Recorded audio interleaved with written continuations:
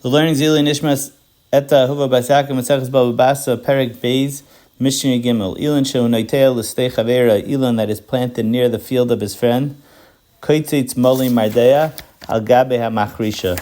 So the Baal Hasada has the right to trim the tree enough that he has room for the Mardea, which is the tool that's used to lead the oxen that are plowing the field, and thereby it won't disrupt his plowing.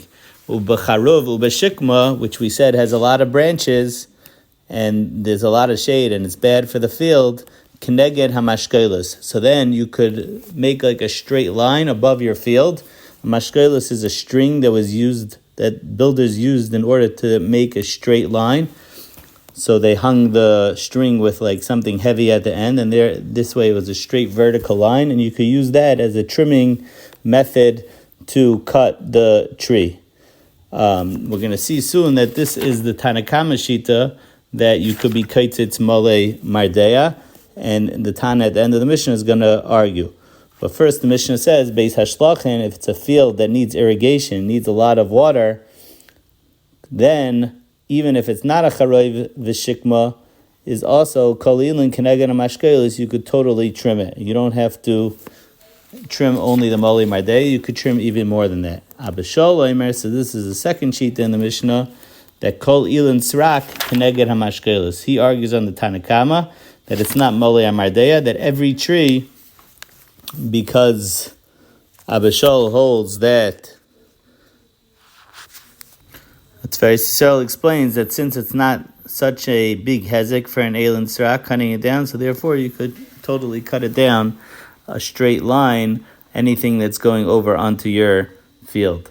Mishnah Yadalid, Ilan Shemunoite the Rishus Harabim, if your tree is sticking over to the Rishus Harabim, so then the Mishnah says you need to evaluate how much it's going to stop Oivrei Drachim from going through.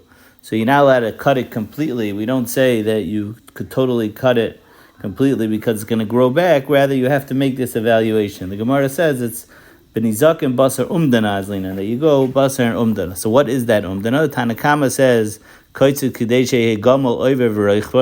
you cut it down enough that a person who's riding a camel could pass by.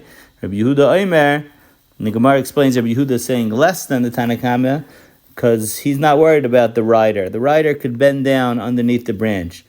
But anything that is on the camel, gamel toyim pishtan echavile izmuras, a camel which is carrying flax or other branches, that should be able to go by.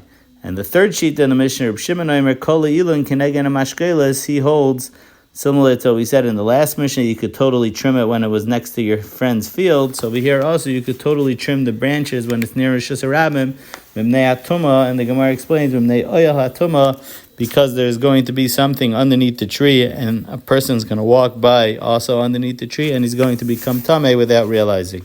So therefore, you could cut down any branches going over the Rishus Harabim.